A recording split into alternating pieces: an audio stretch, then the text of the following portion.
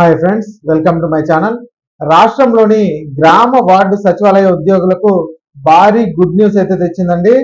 దీపావళి కానుక ప్రకటించినారు సీఎం చంద్రబాబు నాయుడు గారు. మరి ఆ వివరాలు ఈ వీడియోలో అయితే తెలుసుకుందాం. మీరు ఇంతవరకు నా ఛానల్ ని సబ్స్క్రైబ్ చేసుకోకుండా ఉంటే దయచేసి సబ్స్క్రైబ్ చేసుకోండి. దీనివల్ల నేను చేసే ప్రతి వీడియో యొక్క నోటిఫికేషన్ మీకు అందుతుంది. లైక్ చేయండి, షేర్ చేయండి. మీరు ఇచ్చే ఒక లైక్, మీరు చేసే సబ్స్క్రిప్షన్ మాకు ఎంతో ఎంకరేజింగ్ గా ఉంటుంది. వీడియోని ఎక్కడా స్కిప్ చేయకుండా చివరి వరకు చూడండి. ఆలస్యం చేయకుండా వీడియోలోకి అయితే వెళ్ళిపోదాం.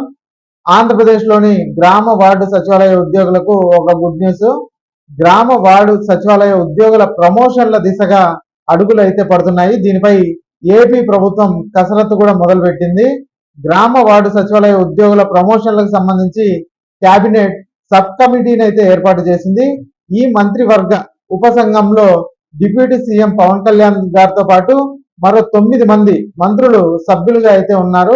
ఈ మంత్రివర్గ ఉపసంఘం ప్రమోషన్లపై చర్చించి అధ్యయనం జరిపి ప్రభుత్వానికి నివేదించనుందండి. ఈ మేరకు ఏపీ సిఎస్ విజయానంద్ ఉత్తర్వులు అయితే జారీ చేశారు. మరోవైపు గ్రామ వార్డు సచివాలయ ఉద్యోగుల బదిలీలను ఏపీ ప్రభుత్వం ఇటీవలే పూర్తి చేసింది.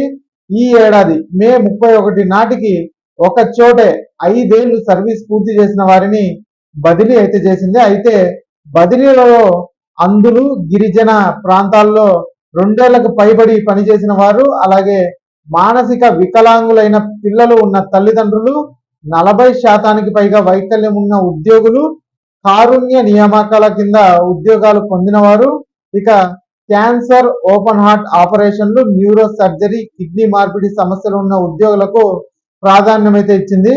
భార్యాభర్తలు గ్రామ వార్డు సచివాలయాల్లో పనిచేస్తూ ఉంటే సమీప ప్రాంతాల్లోనే నియమించేలాగా చర్యలు అయితే తీసుకుంది. తాజాగా గ్రామ వార్డు సచివాలయ ఉద్యోగులకు సంబంధించిన పదోన్నతులపై కీలక అడుగులైతే వేస్తోంది ప్రభుత్వం. ఇక ఈ వీడియో నచ్చినట్లయితే ఒక లైక్ చేయండి, అలాగే మా ఛానల్ సబ్స్క్రైబ్ చేసుకోండి. Thanks for watching.